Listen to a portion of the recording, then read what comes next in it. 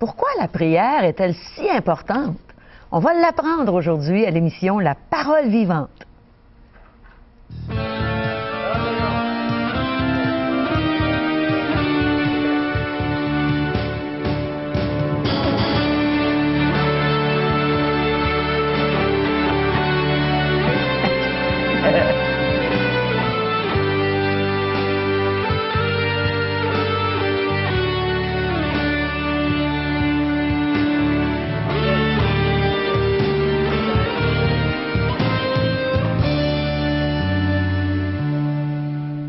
Bonjour chers amis et bienvenue à une autre émission, La Parole vivante. Aujourd'hui, le pasteur Régent Joly va nous entretenir sur le sujet de la prière. On va savoir ce que c'est la vraie intercession. Et je vais avoir encore le plaisir de chanter pour vous. Et on va entendre un témoignage ensemble, un témoignage d'une vie que Dieu a transformée complètement. Et vous allez être émerveillés de voir ce que Dieu peut faire dans une vie. Et on aimerait savoir ce que vous pensez de nos émissions, ce que vous pensez des choses qu'on dit. Et on va avoir des questions aussi. Il y a peut-être des choses que vous voulez savoir où on pourrait vous répondre par la Bible. Alors, appelez-nous à 1-877-l'Espoir, 1-877-537-7647 ou à notre site web espoir.ca. La prière est importante, n'est-ce pas, Régent? Un rendez-vous avec la foi, c'est bien la prière. Oui. De croire que Dieu entend et que Dieu a le pouvoir d'exaucer mes prières. D'être sûr qu'il nous D'être sûr et entend, ça certain. c'est extraordinaire. Avec la Bible, les textes, nous allons regarder ensemble la puissance de la prière. J'espère que vous y croyez. J'espère que vous croyez que lorsque vous parlez ou lorsque vous priez, il y a quelqu'un qui entend votre demande et il y a quelqu'un qui peut l'exaucer. On va regarder ça ensemble. Il va sans dire, Bible en main, c'est un livre qui nous parle de la prière. Vous savez, lorsque Jésus a marché sur cette terre, il a prié maintes et maintes fois son Père et il a été exaucé. Oui. Et c'est là que les apôtres ont eu une soif de connaître cette relation, cette intimité que Jésus a manifestée avec son Père. Enseigne-nous à prier. Et le Seigneur a enseigné à ses disciples la prière. Et il veut le faire certainement encore aujourd'hui. Et dans les temps où nous sommes, la prière a une grande importante. Hein, elle est très importante parce que la prière, c'est comme respirer de l'oxygène spirituel qui vient du ciel. Oui. Et quelle joie, hein, Régent, de prier, de parler à Dieu et de savoir qu'il nous entend et qu'il désire nous exaucer. Et on va en savoir plus long dans quelques instants.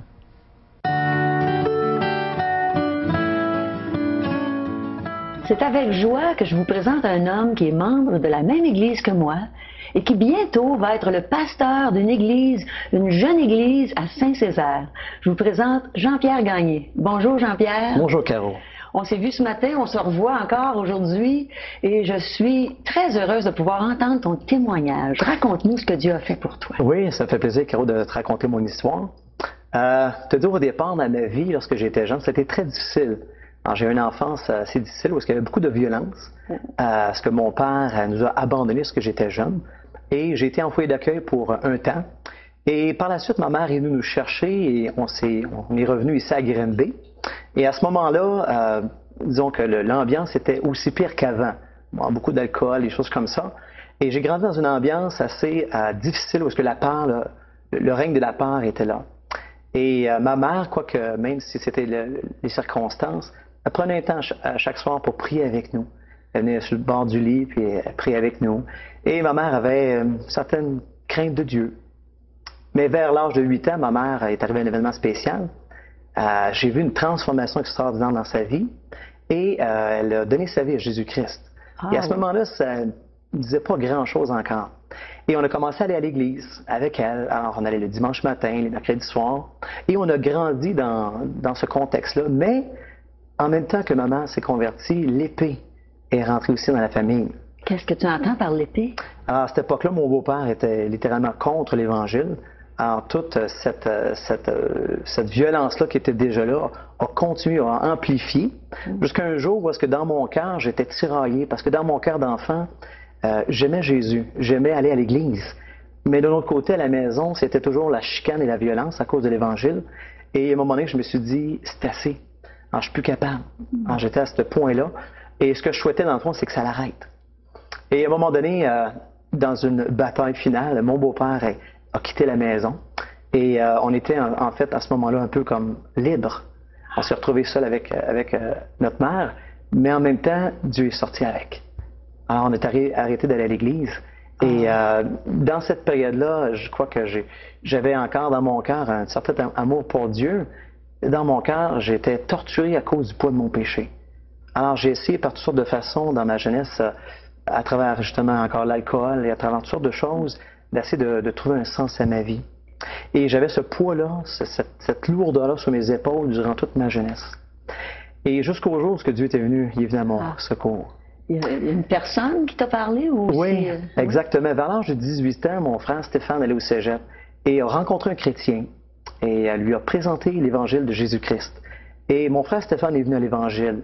Et en revenant à la maison, il nous a en fait partagé l'évangile et j'ai pu parler aussi aux chrétiens qui avaient communiqué l'évangile.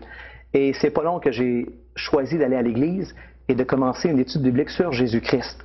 Et c'est en lisant le passage dans les Écritures d'Éphésiens 2, 8 et 9 qui dit « Car c'est par la grâce que vous êtes sauvés, par le moyen de la foi, et cela ne vient pas de vous, c'est un don de Dieu. Et ce n'est point par les œuvres afin que personne ne se glorifie. » Et j'ai littéralement sauté sur l'Évangile. J'étais à bout dans ma vie et je savais que c'est ce que j'avais besoin. J'avais besoin de Dieu pour combler ma vie. Alors ce 24 mars-là de l'an 1987, j'ai donné ma vie à Jésus-Christ, a transformé ma vie.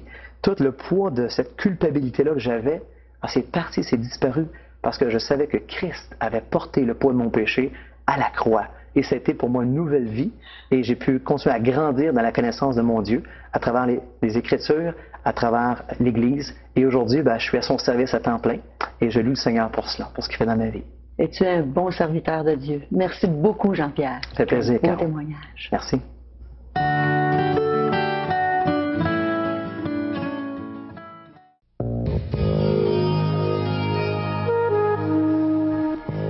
On va voir aujourd'hui que c'est possible de prier sans cesse, de prier partout.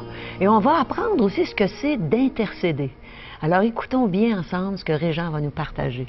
Régent, Et je tiens à préciser que la prière, cela fait du bien pour celui qui l'exerce. Comme tout autre exercice physique, mais un exercice spirituel, c'est de pouvoir prier sans cesse, comme la parole de Dieu nous encourage à le faire. Puis ça ne veut pas dire ça, connaître des prières par cœur, hein, Régent? C'est juste réciter par cœur. C'est pas ça, là, hein, prier? Non. Vous savez, lorsque j'étais jeune, et toi aussi, Caro, on nous a fait apprendre réciter plusieurs prières. Et puis, on récitait du bout des lèvres. Et sans penser. Sans trop penser. Mais la prière que le Seigneur désire, c'est celle qui vient du cœur. C'est celle que l'Esprit va surgir en nous, un besoin quelconque, bien précis, une intercession bien précise. L'Esprit de Dieu à l'œuvre dans ma vie pour les autres, pour la vie des autres.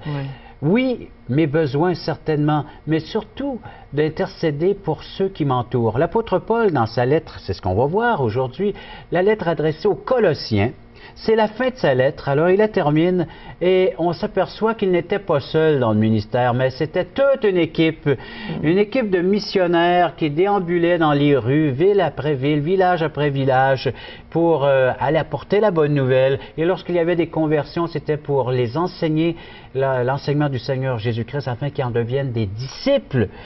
Et nous allons voir qu'il y avait une personne très précieuse dans l'entourage de l'apôtre Paul. C'est une personne qui avait ce désir d'intercéder, un cœur d'intercesseur pour les autres. C'est ce que nous lisons dans Colossiens chapitre 4. Alors, Bible en main, où on prend des notes, Colossiens chapitre 4, les versets 12 et 13. Alors, c'est une liste d'ouvriers. Alors, il y en a plusieurs qui sont mentionnés, et entre autres, à partir du verset 12 et 13. Épaphras, qui est des vôtres, vous salue, serviteur de Jésus-Christ. Il ne cesse de combattre pour vous dans ses prières, afin que vous teniez bon comme des hommes faits, pleinement disposés à faire toute la volonté de Dieu. Car je lui rends le témoignage qu'il est une grande sollicitude pour vous, pour ceux de Laodicée et pour ceux d'Hiérapolis. C'était un ministère pour Épaphras, hein, Il de prier. s'est consacré, il s'est engagé dans un ministère d'intercession auprès des chrétiens de Colosse et de divers autres endroits, de diverses autres villes, de d'autres régions. Et l'apôtre Paul dit, cet homme-là, il met tout son temps, il s'y consacre. Il appelle cela combattre. Hein? Il ne cesse de combattre pour vous dans ses prières afin que vous teniez bon. C'est ça le combat, c'est la prière. Exact. Vous connaissez l'histoire, du moins je vais vous la raconter à nouveau, mais lorsqu'on fait de la plongée sous-marine, vous savez que l'eau, c'est pas notre élément, nous on est terrestre. Et lorsqu'on plonge dans l'eau et va dans les profondeurs, il faut être relié avec le haut, soit par un bout de tuyau, ou du moins il faut respirer, il faut continuer à respirer. Et c'est la même chose, le chrétien, ici-bas sur cette terre, n'est pas dans son élément. Son élément maintenant, il est céleste, il est du ciel. Et la prière devient notre boyau, notre tuyau qui nous relie au ciel. Et ça me permet de respirer le céleste, de respirer ce qui est spirituel, de respirer ce qui est de Dieu dans un monde qui, on voit et on constate, qui rejette les choses et les principes de Dieu. Alors j'ai besoin d'être branché, tout comme le scaphandrier qui va explorer les fonds de la mer a besoin de l'aide. Et puis il y a ces gens qui, autrefois, maintenant ça doit être électrique, tout ça, mais avant ils pompaient. Hein? Il fallait fallait pas cesser de pomper parce que celui qui était dans les profondeurs de la mer, ça fonctionne automatiquement. Hein? Mais maintenant, oui. Mais il faut se comparer à ces êtres-là qui pompaient l'oxygène pour que celui qui avait descendu dans les fonds de la mer puisse respirer et ne pas mourir étouffé ou asphyxié ou manquant d'air. Quel et c'est bel la exemple. même chose pour nous. Donc, nous, on a maintenant cette possibilité d'être branchés avec le céleste. Le ciel nous est ouvert et c'est à nous maintenant d'être comme Épaphras, faire partie des as. Épaphras était un as. Pourquoi? Parce que l'équipe de l'apôtre Paul était composée de plusieurs as. Alors, le premier as fut Ananias. Alors, et puis, Ananias était le premier as, il a conduit l'apôtre au Seigneur. Ensuite, Ananias est retourné dans l'ombre et c'est Barnabas, le deuxième as, qui a pris la relève, un compagnon d'œuvre et de service. L'apôtre Paul a fait équipe avec lui pour aller évangéliser plus loin. C'était la première équipe missionnaire, nous dit les Saintes Écritures, le livre des Actes. Et ensuite, il y a eu d'autres as dans son équipe. Il y a eu Stéphanas, Aquilas et maintenant Épaphras, autant d'as qui ont accompagné l'apôtre dans son combat pour l'avancement de l'Évangile. De vrais as. Des as. Alors, fais-tu partie de cette équipe d'as, toi aussi? Les as de la prière. Les as de la prière. Il y a des chrétiens certainement qui écoutent notre série. Il y a plusieurs qui m'en parlent. Régent, on t'écoute, on vous écoute à la télévision. Es-tu un Épaphras? Es-tu une personne qui est prête à combattre pour le salut des âmes? Puis on sait justement qu'il y a des gens qui prient pour nous. Et il y en a qui prient pour nous, puis on tient à les remercier, ces fidèles téléspectateurs, mais aussi intercesseurs pour le ministère de la télévision et de la radio. Et on sait qu'aujourd'hui, l'Espoir a plusieurs volets comme ça pour présenter l'Évangile dans les camps, dans les déjeuners. Et puis... alors, donc, on a besoin de cette équipe d'intercesseurs également pour notre ministère et pour notre vie chrétienne. Et tous les chrétiens, c'est un besoin. Paul le reconnaissait quand Épaphras, il y avait un combat, c'était une lutte, c'était pas facile d'intercéder. Il y avait un fardeau qui portait lui-même pour les autres, un fardeau pour le salut des âmes, un fardeau pour que le peuple de Dieu... Et ici, c'était pour que les chrétiens, nous dit le texte, alors, il ne cesse de combattre pour vous dans ses prières, toujours le verset 12, afin que vous teniez bon, comme des hommes faits, pleinement disposés à faire toute la volonté de Dieu. La vie chrétienne, c'est un combat. Ce n'est pas facile de pouvoir discerner ce que le Seigneur attend de nous et de réaliser ces choses. Heureusement, l'Esprit est là, le Seigneur Jésus-Christ est là avec nous, il nous guide, nous dirige, mais heureusement aussi que ces Épaphras qui sont là et qui intercèdent les uns pour les autres afin de pouvoir également demander à ce que Dieu nous donne le discernement nécessaire pour l'accomplissement de sa volonté, de son œuvre concernant ma vie, la vie de l'Église, là où Dieu m'a placé, également dans mon entourage. et le ciel est ouvert, peu importe où tu es. Vous savez, Epaphras pouvait prier en route. Nous, on peut le faire en auto. Hein? Lorsqu'il y a des temps d'arrêt, des fois, on est dans la circulation, on ne sait pas trop quoi faire. Vous pouvez prier. Le ciel est ouvert. C'est un sanctuaire ambulant. Hein? Alors, on roule. La présence de Dieu est toujours là, peu importe où vous êtes et dans quel voyage vous êtes en train de faire, de réaliser. Vous pouvez prier Dieu en tout temps. Peu importe où vous êtes, dans le lieu également. Alors, en auto, il va sans dire, ne fermez pas les yeux. Petit conseil d'amis. Hein? On peut prier les yeux ouverts. Alors, donc, sur l'autoroute, ça va bien. Sur l'autoroute, les yeux ouverts encore. Oui. Ça, oui. Toujours, mais ça va bien, c'est vrai. On a ce qu'on appelle le cruise control, mais on n'a pas le pilote automatique. Non. Et on a besoin de la prière pour que notre pilote puisse nous conduire à bon terme et à bon port. Exactement. Il faut lui demander même sa protection. Faut lui demander. Et dans Acte 12, j'aimerais qu'on regarde un fait bien précis. Acte chapitre 12. Vous savez, les actes, c'est la puissance de Dieu à l'œuvre, c'est l'Esprit Saint, c'est les actes des apôtres, c'est les actes de l'Esprit de Dieu. Et dans Acte 12, il y a une histoire bien précise et on voit tout ce que la prière peut dégager comme puissance. On est dans un contexte que c'est pas facile, parce que le Seigneur Jésus-Christ permet la persécution à son Église. On peut lire ça, naturellement, juste les premiers versets. Alors, Acte 12, c'est ça, oui, je me suis aventuré beaucoup plus loin, je reviens à Acte 12. Alors, verset 1, « Vers le même temps, le roi Hérode se mit à maltraiter quelques membres de l'Église, et il fit mourir par l'épée Jacques, frère de Jean. Voyant que cela était agréable aux Juifs, il fit encore arrêter Pierre. Oh là. C'était pendant les jours des pains sans levain, alors une fête juive, et après l'avoir saisi et jeté en prison, il le mit sous la garde de 4 escouades, de 4 soldats chacun, avec l'intention de le faire comparaître devant le peuple après la Pâque. Alors, on laisse passer la fête juive, la fête de la Pâque, mais après, c'était pour qu'il puisse comparaître devant les tribunaux et d'être jugé à mort, comme les autres précédemment, qui ont dû subir également cette atrocité. Alors, donc, Pierre est là et sa vie est vraiment en danger. Que fait le peuple de Dieu? Ils se mettent en prière, j'imagine. Verset 5. Acte 12, verset 5. Pierre, donc, était gardé dans la prison et l'Église ne cessait d'adresser pour lui des prières à Dieu. Elle priait sans cesse. Il priait pour la délivrance d'un des siens.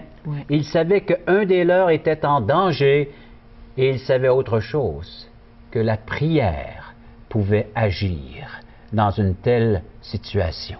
Il savait que Dieu entendait. Il savait que Dieu entendrait et exaucerait leurs prières. Alors on les voit en prière, ils demandent que Dieu intervienne pour sauver Pierre de cette situation. C'était la mort qui l'attendait. Et nous voyons que Pierre, dans cette prison, eh bien, va vivre une intervention divine comme jamais. Un ange de l'Éternel va lui apparaître, va l'aider, il va lui ouvrir les cachots, les portes d'acier vont lui être ouvertes. Alors c'est une intervention divine que Dieu permet pour que son serviteur soit sauvé d'une mort certaine. Et tout cela parce que le peuple, l'Église était en prière, intercédait en faveur de ce saint, en faveur de cet apôtre qui est Pierre. La puissance de Dieu à l'œuvre, parce que le peuple de Dieu est à genoux, le peuple de Dieu est en intercesseur, il est en train d'intercéder pour un des leurs. Et aujourd'hui, nos réunions de prière, j'espère que ça va reprendre de la vigueur, j'espère que les chrétiens vont revenir, que ce soit le mercredi ou une toute autre soirée, que ce soit en assemblée, en église ou seul chez vous, la prière a-t-elle sa place dans votre vie? Si vous voulez voir la puissance de Dieu se manifester dans notre ministère, dans votre église, dans votre vie, dans votre famille, la prière, frères et sœurs, je m'adresse aux croyants et à ceux qui ne connaissent pas encore cette puissance, il vous est possible de la connaître. Il y a une seule façon de connaître cette puissance, c'est en se confiant dans la personne de Jésus-Christ, dans son œuvre, c'est en l'acceptant comme Sauveur et Seigneur. Et là, le ciel s'ouvre pour vous, ce ciel est là, et Dieu vous permet maintenant d'entrer en tout temps en sa présence devant le trône de sa grâce, le trône où est-ce qu'il vous est permis de faire vos requêtes, vous faire connaître vos besoins et de pouvoir échanger avec Dieu. Ici, nous voyons la puissance de Dieu à l'œuvre. Cette famille de Dieu est en prière et Dieu intervient. Regardez, à partir du verset 7, « Et voici un ange du Seigneur survint. Une lumière brilla dans la prison. L'ange réveilla Pierre en le frappant au côté et en disant, « Lève-toi promptement. » Les chaînes tombèrent de ses mains. Quelle illustration ici, chers amis. Vous connaissez peut-être des gens qui sont esclaves du péché, toutes ces formes. Ils vivent des dépendances. Ils sont malheureux. Vous voulez que ces chaînes tombent? Vous voulez que ces cachots s'ouvrent, ces prisons du péché, de cette puissance des ténèbres? Voulez-vous que ces portes s'ouvrent et que ces chaînes tombent? Priez pour eux. Intercédez pour ces gens que vous connaissez dans votre voisinage, dans votre environnement. Priez, intercédez, et vous verrez Dieu à l'œuvre agir avec sa toute-puissance. Vous lui permettrez d'agir par vos simples requêtes comme ça. Oui, c'est un combat, la prière d'intercession. Plusieurs textes dans la Bible nous est dit que l'Éternel cherche des intercesseurs. Il cherche quelqu'un qui pourrait prier pour son peuple, quelqu'un qui pourrait prier pour le salut des âmes. L'apôtre Paul nous implore à prier de la sorte pour le salut des âmes. Que faisons-nous de cette puissance qui est entre nos mains? Ouais. La prière. C'est important. La prière est très importante. Dans notre Église, Régent, on a des groupes, on appelle ça des GI. Un GI américain, hein, c'est quelqu'un qui est dans l'armée et qui combat. Mais pour nous, GI, qui veut dire GI, ça veut dire groupe d'intercession. Ah. Et on voit des exaucements à nos prières, parce qu'on prie ensemble et Dieu aime ça. Et savez que le nombre est très restreint. Le Seigneur a dit, s'il y en a 2 ou 3 rassemblés en mon nom et qu'ils s'accordent pour demander une faveur, elle leur sera accordée. Ben oui. 2 ou 3. Hein? Oui. Et je sais que plus de chrétiens que cela ici dans la province et dans la ville de Québec. Imaginez si tous les chrétiens s'unissaient dans la prière, qu'est-ce que Dieu pourrait dégager? Qu'est-ce qu'il pourrait accomplir? Il n'attend qu'on lui demande. Il dit, s'il y avait quelqu'un pour intercéder en faveur de mon peuple, j'agirais. C'est ce qu'il nous est dit par la bouche des prophètes. Il cherche des gens qui se tiennent à la brèche. Qui se tiennent à la brèche et qui intercèdent. On va voir dans un futur, un prochain message également, la suite de cette puissance qui peut se dégager. Et comment est-ce que c'est un combat? Ce serviteur a dû combattre pour que sa prière soit exaucée. Pourquoi? Parce que, vous allez voir, c'est un combat spirituel. Ça se passe dans les sphères spirituelles. Il y a 2 mondes spirituels. Il y a une guerre spirituelle et l'enjeu de cette guerre, c'est ton âme et c'est mon âme, c'est notre âme. Alors la prière est d'une grande importance pour le salut des âmes. J'espère que toi, enfant de Dieu, tu vas commencer à intercéder si ce n'est pas déjà fait. Et toi qui ne connais pas le Seigneur, une première prière que tu peux lui faire, c'est « Seigneur, sauve-moi. Oui. Sauve mon âme de la perdition éternelle et tu seras exaucé. » Ça, c'est certain. Quand j'ai dit « Seigneur, sauve-moi » il y a 30 ans, il m'a sauvé. Il a entendu cette prière. Et j'aimerais maintenant le louer en retour pour son amour, pour ce grand amour qu'il m'a donné quand j'ai dit « Seigneur, sauve-moi ». Alors, j'aimerais interpréter un chant pour vous qui s'appelle « Je te loue ».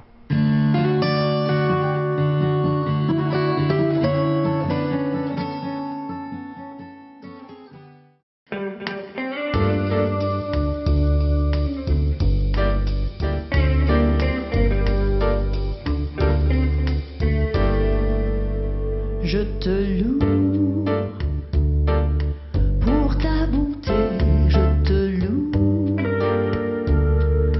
pour ton amour, je te loue pour ta miséricorde envers moi. Seigneur, je te loue, je te loue. Je te dis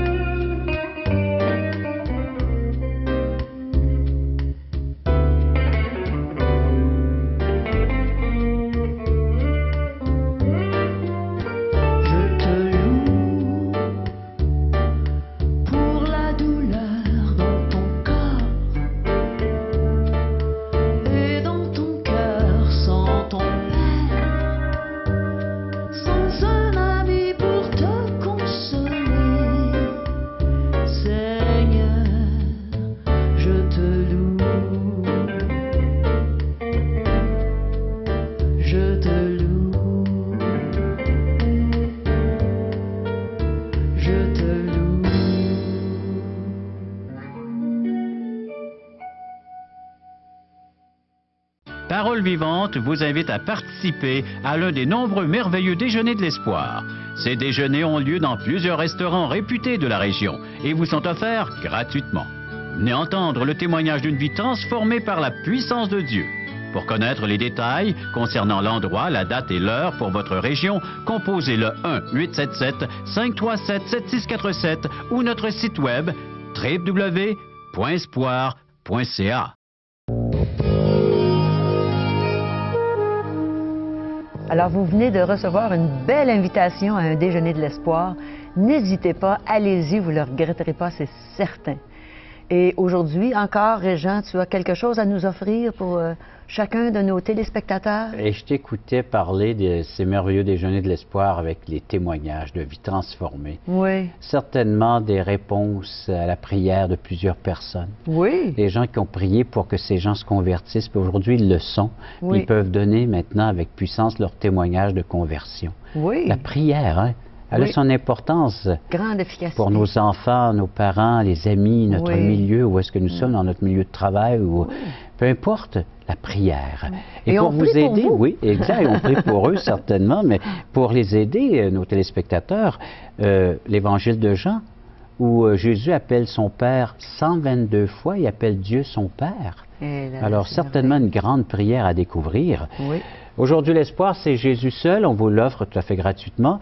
Également, Charles Stanley en contact, une revue que vous pouvez lire et méditer des textes bibliques et trouver des solutions à vos problèmes, ou du moins des réponses existentielles, questions fondamentales de J. Blanchard, offertes tout à fait gratuitement.